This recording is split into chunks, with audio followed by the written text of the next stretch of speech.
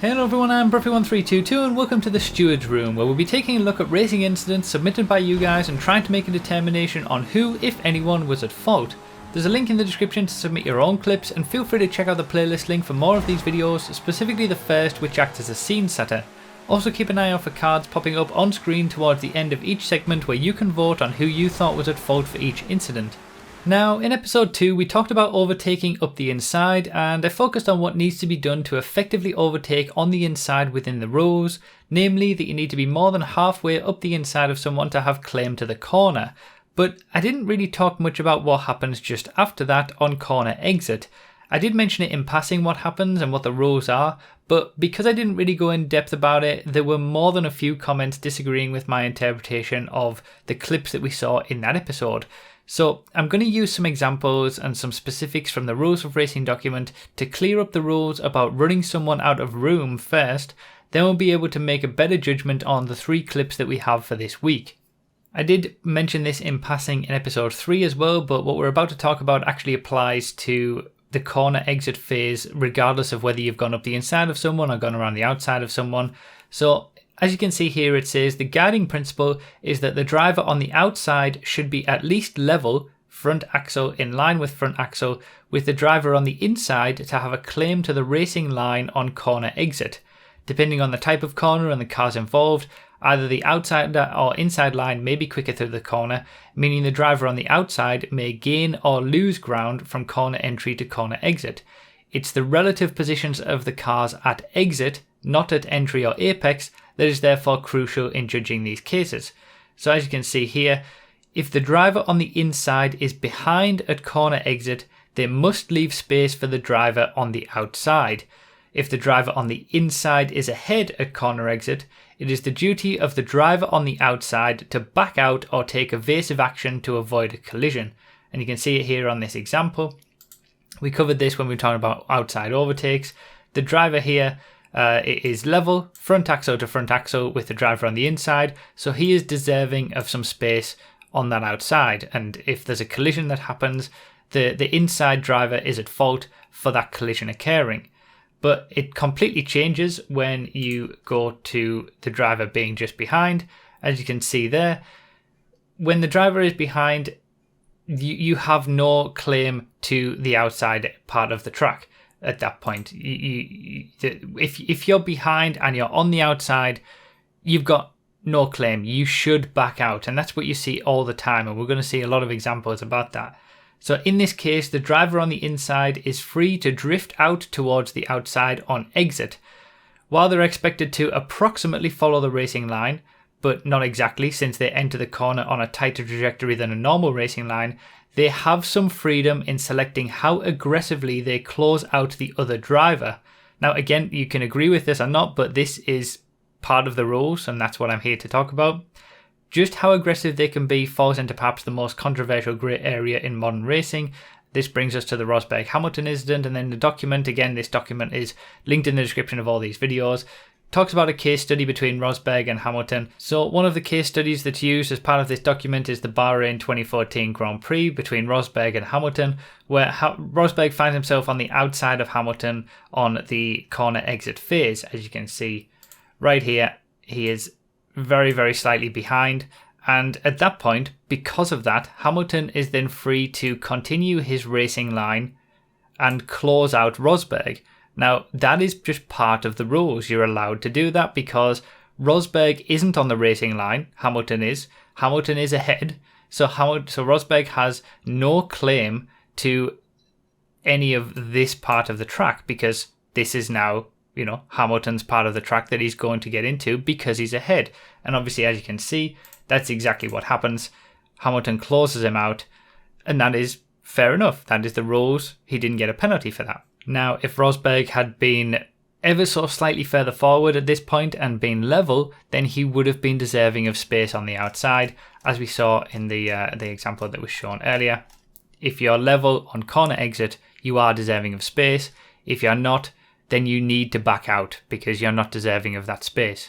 Now, the reason that this rule exists will hopefully become a little bit easier to understand with some clips from my old Real Life Racing 2015 series, and these are specifically from episode 6, which is one of my favourite episodes. and going back and looking at this makes me realise how much I miss this series.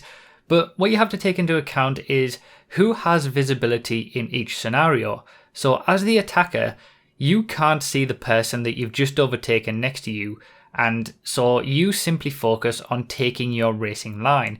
It's not up to you to try and figure out where the other person is at that point, because the defender is the one who can see everything. He's behind, looking forward, and he can see what's going on in front of him. You as the attacker can't see what's going on behind you, or at least not as easily, and that's why the rule is in place. The onus is on the person who is at the disadvantage, who has already lost the corner and can see everything that's going on in front of him, to back out of the corner that he's already lost. And that's why any crash that happens at that point is the fault of the defender, since he's the one who has control over the situation and has the ability to back out of it. Now, the racing line is king, and by getting up the inside of someone enough so that you're in front of them just after the apex means that you've then taken the racing line away from that person. The defender is no longer on the racing line, and because he's now behind you, he has no rights to get back on that racing line whilst you're still on it. So he must back out and live to fight another day. Being a good racer isn't just about, keeping your nose in every single situation. In fact, that's pretty bad. It's more about, picking your battles and knowing when to back out of something and when to attack. And you can see this multiple times in the clips that you're seeing here, from other drivers taking their racing line and those who've been passed backing out of it, to me overtaking others and just sticking to the line and not worrying about what's behind me. As the attacker, it's impossible to worry about what's going on behind or around you once you've already made that move to go up the inside, because in most instances you simply can't see. So, life isn't in third person. Now, the reason that this rule works is that because everybody knows about it, at least as soon as you get into proper racing. And obviously with these videos, I'm trying to spread the word and explain and, tell people about the rules. Now, you don't want any ambiguity when it comes to racing, especially, in real life when it's so dangerous, and that's why this rule works. Everyone knows that as soon as the racing line is taken away from them at the apex of the corner and they're behind, they need to back out if they can't stay level. And most of the time you can't do that because the outside is the slower way around the corner. Having it be the case where you're unsure whether someone's going to give you space or not is much worse, since if you're expecting to be given space and they don't, it's going to be a much bigger crash. It's better to just back out, since the corner's already lost anyway, and the attacker might not even be able to give you space if he's at the maximum grip level of the car. The momentum may just take him out wide, as is natural. So you can disagree with this being the rule all you want, and you can think it's unfair, but as soon as you get into higher levels of racing, you see that it's the only way to make it work, and it's just something that everybody knows and accepts. And like I said, I'm just here to show how the rules are laid out. But if you still don't agree that it's even a thing, we can see some examples from even the most recent Formula 1 races. In each case, you can see that the same thing as the Rosberg and Hamilton example happens. Each attacker gets up the inside, then continues his regular racing line from that point on, and the defender who is behind backs out. Now, if you think there's a problem with running someone out of room in this way, why didn't any of these drivers get penalties? And it's because that is part of the rules. Once you get up the inside, you can run someone out of room if you're ahead. Now, these are just some random clips that I managed to find by looking at, short highlights of recent races on YouTube. But if you actually keep your eyes open, you'll see this everywhere on almost every overtake. Now, this was the clip that proved so contentious in episode 2, but as you can see with these rules in mind, the white car that we're looking at never deviates from his racing line out wide. He never changes the movement that he makes, regardless of what happens in the midpoint of the corner. This is what we're focusing on now, the corner exit phase.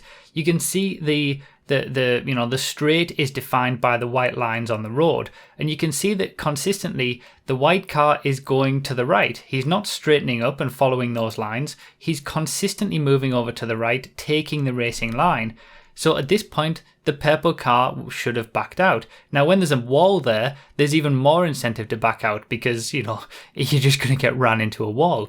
So that's why the rule is in place. He doesn't, if he'd gone straight first, then he's decided to go straight and leave room, then he couldn't have closed him out, but he doesn't. You can see the angle of the car here, and at every stage, he's not parallel with these white lines on the road, so he's consistently moving to the right. He doesn't at any point go straight, he's consistently moving over.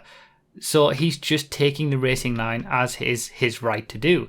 And if you consider that this car, if the driver is, say, assume the driver of the white car is in first person perspective, cockpit perspective, you can guarantee that he has much less visibility over this situation, and may even think that the purple car he's ahead of the purple car enough to be able to move over like that.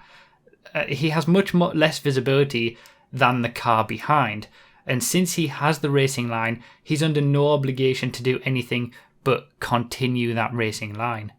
Now, obviously, what you choose to do in friendly, chilled out racing is up to you, but those are the rules, and that is proper, hard, fair racing that's adopted at the highest level. And I'm just here to try and explain, how it all works and what the official rules are about racing incidents. Also, the famous all the time you have to leave a space quote, which a lot of people were mentioning, actually only applies to defending on a straight, which we'll cover in the next episode. It actually has no relation to this. So let's move on to our clips for this week, which, with this background, should be a bit easier to make a determination on. So, first up, a little multi-class race in GTA. We see that the Pariah manages to get down the inside here, and he continues his racing in that line out wide. And again, it should be pretty clear at this point, after everything that we've just gone over, that the Pariah shouldn't be held accountable for that. Now, you can argue with it, you can be annoyed with the Pariah driver for not leaving room, and you can make a determination on whether this has to be a really high level pushing people out as much as possible racing event style thing, or you can say that we're just friends racing, we're going to give each other space on the exit of corners. Whatever you choose to do in your own personal racing is up to you. I'm just here to apply the official rules of regular motorsport. And at this point, the Tesseract here should have backed out of it. The Pariah is ahead. Quite clear to, let me slow it down, but it's quite clear to see. The Pariah is ahead. He's made the move up the inside. He is now free to continue his racing line, which is along here to the outside. He's free to do that, and the Tesseract is behind, as you can see. So he should just basically let off the accelerator, or even brake if it comes to it, and back out. He has the onus to do that. Now, obviously, in something like GTA or even racing games, you're racing in third person, so it's easier to get caught up with the idea that you can see that someone is deserving of something. You can see that someone is there. So the whole idea that the attacker can't see what's going on behind him, it doesn't ring true as much. But again, you don't want any ambiguity, so you follow the same rule everywhere, so that the Pariah is free to continue his racing line, and that the Tesseract should back out, regardless of what can be seen or can't be seen. Obviously, that doesn't happen, and at this point, it would have been very easy for the Tesseract to just let off the accelerator, and this collision wouldn't have occurred. So when it did, that is the Tesseract's fault. The onus was on him to back out of that. So again, you can maybe not agree with that being the case if you're just thinking about friendly racing and what you might do with your friends, but when it comes to, the proper racing rules, that is how it is. Nice move up the inside, gets ahead by the apex, so he's taken the racing line away from the Tesseract, and now he's free to utilize that racing line as much as he wants. Obviously, feel free to vote on the poll in the top right what you think. As we always have, that will pop up as a card on the screen and you can vote. But hopefully people are starting to get the idea now that we've been over all the rules at the start of the video. And we'll see. I mean, again, you can disagree with it being a rule or think it's a bit of a scumbag move to do that. fair enough. But from the rules, he wasn't in the wrong there, and I would determine that this crash was the fault of the Tesseract for not backing out. So next up, another very, very quick clip that will slow down, but you can see that the elegy runs wide there and comes back and hits the coquette. And again, it's going back to exactly what I was saying. The racing line is king, and being on the racing line gives you all the rights most of the time. So as you can see, the elegy basically outbreaks himself, so he runs wide, and at that point he's off the racing line. He has, ran too deep into the corner, and he's got no right to be able to come back onto that racing line in any way that isn't safely. So you can see that the coquette takes the normal racing line, gets the run, and at this point he's, the elegy is way off the track. And at this point, it's his responsibility to come back onto the track in a safe manner, not hitting anybody. He can't just simply go full speed and expect the coquette to give him space, because he has no right to any space at that point. He made a mistake, and that's fine, but he then can't expect that his mistake doesn't have some consequences. So as you can see, the coquette just takes the racing line. To be fair to the coquette, he does leave him a little bit of space. There's all this space on the inside that, so he's making a smart decision to not just, the racing line would be to just sort of, cut straight across there, but he doesn't. He goes in this direction instead. So the coquette, does what he needs to do, leaves a little bit of space just to be clear, and then the elegy just dives in from a ridiculous angle and takes, he doesn't even take the coquette out at that point. He takes himself out, and that's entirely his own fault, frankly.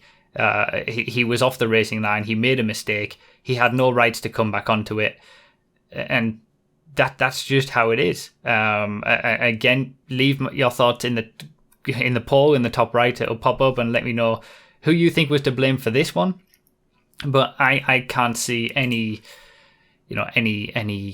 way that the coquette could be in any way to blame for this. He's just doing his own thing, taking his racing line. This was all on the elegy, making a mistake and then not giving it up. Again, you've got to be a good racer, you've also got to realize when to give up a corner, when to give up a situation when you're in a no-win situation, and live to fight for another day, and not just try to push every single little thing.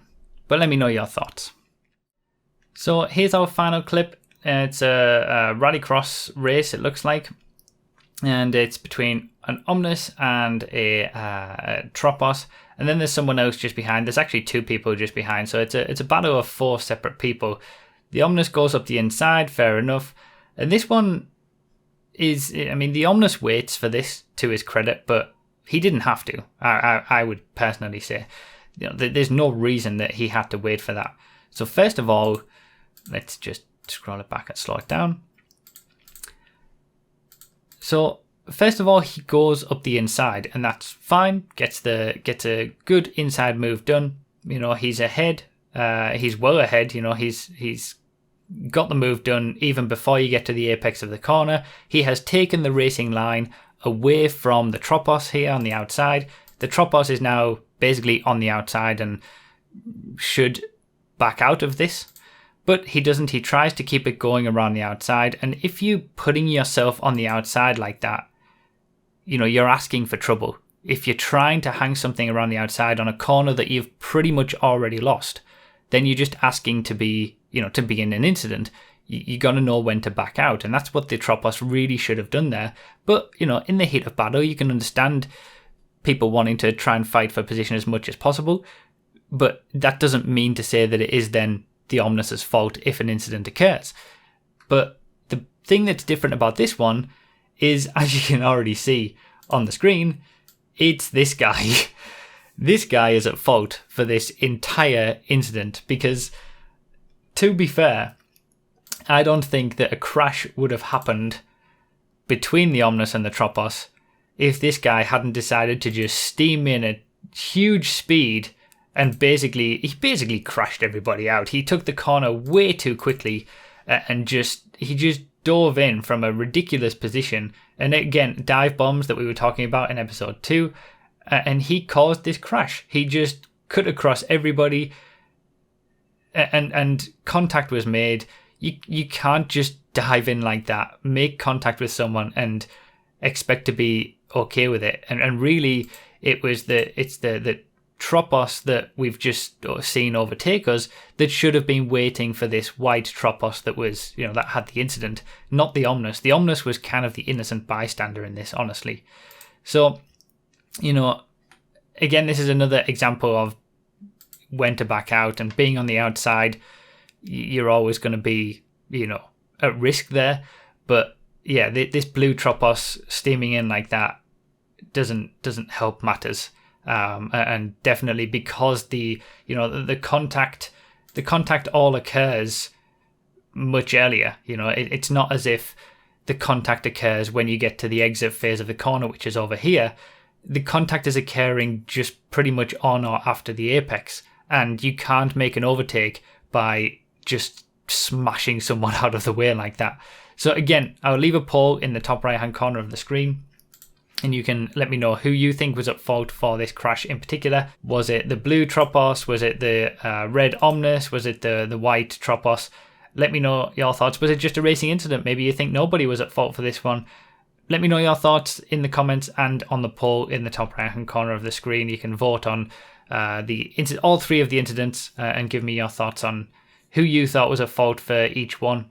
And also let me know if you've changed your mind about the incidents that were in episode 2. Maybe you were on one side of it, and after learning about the rules more, in more depth like this, it's changed your mind. Let me know, and if you're continuing to enjoy this series as well, let me know. I'm really enjoying, talking about it and talking about incidents like this. And it's refreshing to try something new and try something different and talk about something that, I'm really passionate about, and hopefully, teach some people as well what you can and can't do, and educate, and, have some fun whilst we're doing it. And that's what it's all about. I am going to try from this point on. Obviously, we went over the clips pretty quick at the end there because we'd done all the setup, at the first part of the video, so it was easier to make a determination. But I am going to try and include a few more clips and get them done a little bit quicker from this point on, so that it's not just a lot of waffling about the rules, but I'm still going to have to, talk about what the rules state in every single situation to make sure that everybody is aware why I'm saying what I'm saying. So yeah, let me know your thoughts about the incidents, about the rules that I said at the start of the video in the first part, or just the series in general. Are you enjoying it? You can find in the video description all the info and links that you may need to submit your own clips, and if you'd like to support me, you can do so on Patreon by becoming a YouTube member or simply subscribing and liking the video. Thank you all so much for watching. I really do appreciate it, and I'll see you next time.